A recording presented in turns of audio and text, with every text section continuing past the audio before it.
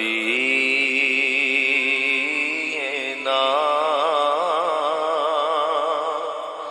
صلی علی محمد صلی علی نبینا۔ ان اللہ و ملائکتہ یصلون علی النبی یا ایھا الذین آمنوا صلوا علیہ وسلموا تسلیما۔ صلوا علی الحبیب الصلاۃ والسلام علیک یا سیدی یا رسول اللہ وعلی آلک و اصحابک یا سیدی یا حبیب اللہ۔ الصلاۃ والسلام علیک یا سیدی یا نبی اللہ وعلی آلک و اصحابک یا سیدی یا نور اللہ۔ سبحان ربک رب العزۃ عما یصفون وسلام علی المرسلین والحمد للہ رب العالمین والصلاۃ والسلام علی سید المرسلین۔ اما بعد فاعوذ باللہ من الشیطان الرجیم بسم اللہ الرحمن الرحیم۔ ذبح ہو کر زندہ ہو جانے والے پرندے۔ حضرت ابراہیم خلیل اللہ علیہ السلام نے ایک مرتبہ اللہ پاک کی بارگاہ میں یہ عرض کی، یا اللہ تو مجھے دکھا دے تو مردوں کو کس طرح زندہ فرمائے گا۔ تو اللہ پاک نے فرمایا کہ اے ابراہیم، کیا تمہارا اس پر ایمان نہیں ہے؟ تو آپ نے عرض کیا، کیوں نہیں، میں اس پر کامل ایمان رکھتا ہوں، لیکن یہ میری دل کی ایک تمنا ہے، اس منظر کو میں اپنی آنکھوں سے بھی دیکھ لوں تاکہ میرے دل کو قرار اور سکون آ جائے۔ تو اللہ پاک نے فرمایا کہ تم 4 پرندوں کو پالو، ان کو خوب کھلا پلا کر اچھی طرح اپنے ساتھ مانوس کر لو، اور پھر ان کو ذبح کر کے ان کا قیمہ بنا کر اپنے گرد و نواح کے چند پہاڑوں پر تھوڑا تھوڑا گوشت رکھ دو، اور ان کے پر ہوا اور فضا میں بکھیر دو، اور ان کے سر اپنے پاس رکھ لو۔ پھر ان پرندوں کو پکارو، وہ پرندے زندہ ہو کر تمہاری طرف دوڑتے ہوئے تمہارے پاس آ جائیں گے، اور تم مردوں کو زندہ ہونے کا منظر اپنی آنکھوں سے دیکھ لو گے۔ چنانچہ حضرت ابراہیم علیہ السلام نے اللہ پاک کے حکم کے مطابق ایک مرغ، ایک کبوتر، ایک گدھ اور ایک مور، ان 4 پرندوں کو پالا۔ ایک مدت تک ان 4 پرندوں کو کھلا پلا کر خوب ہلا لیا، اور وہ آپ سے مانوس ہو گئے۔ پھر ان 4 پرندوں کو ذبح کر کے ان کے سروں کو اپنے پاس رکھ لیا۔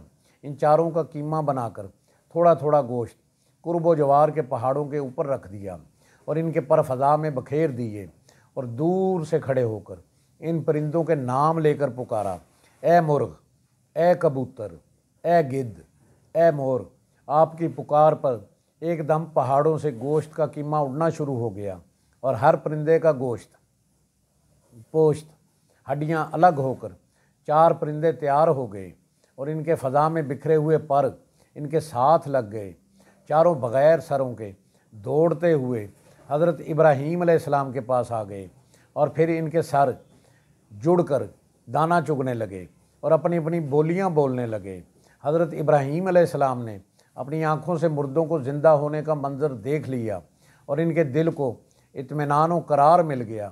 اس واقعے کو رب العزت نے قرآن مجید کی سورہ بقرہ میں ان لفظوں کے ساتھ بیان فرمایا ہے کہ جب عرض کی ابراہیم نے، اے رب مجھے دکھا دے، کیوں کر تو مردے جلائے گا؟ فرمایا، کیا تجھے یقین نہیں؟ عرض کی، یقین کیوں نہیں، مگر یہ چاہتا ہوں کہ میرے دل کو قرار آ جائے۔ فرمایا، تو اچھا 4 پرندے لے کر اپنے ساتھ ہلا لے، پھر ان کا ایک ایک ٹکڑا ہر پہاڑ پر رکھ دے، پھر انہیں بلا کر تیرے پاس چلے آئیں گے، پاؤں سے دوڑتے اور جان رکھ کے۔ اللہ غالب اور حکمت والا ہے۔ اس واقعے سے یہ سبق ملتا ہے کہ حضرت ابراہیم علیہ السلام نے 4 پرندوں کو ذبح کیا۔ ان میں سے ہر ایک پرندہ ایک بری خصلت میں مشہور ہے۔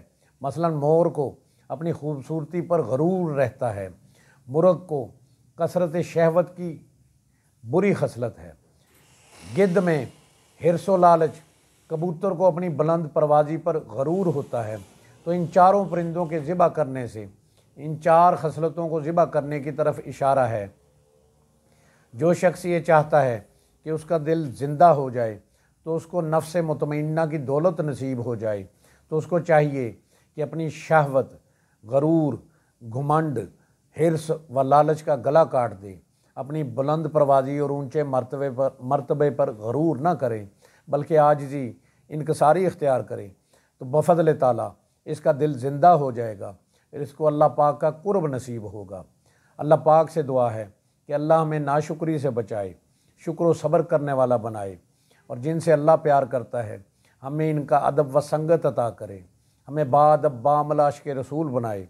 अल्लाह करीम हमें राह हक़ पर चलने की, हक़ बात कहने की, सुनने की और इस पर अमल करने की तौफ़ीक़ अता फ़रमाए। हम सब की जान आका करीम सल्लल्लाहु अलैहि वसल्लम का फ़रमान आली शान है, जो शख्स मेरी उम्मत में नेकी फैलाए और अच्छी बात पहुँचाए, अल्लाह इससे प्यार करता है और जन्नत इसका मुकद्दर है। जिस किसी ने भी दुआ के वास्ते या रब कहा, कर दे पूरी आरज़ू हर बेकसो मजबूर की। जिस किसी ने भी दुआ के वास्ते या रब कहा, कर दे पूरी आरज़ू हर बेकसो मजबूर की। या इलाही बहक़ मोहम्मद रसूल, दुआ मुझ गुनाहगार की कर कबूल। आमीन बिजाह नबीउल करीमुल अमीन। व आखिरु दावाहुम अनिल हम्दुलिल्लाहि रब्बिल आलमीन।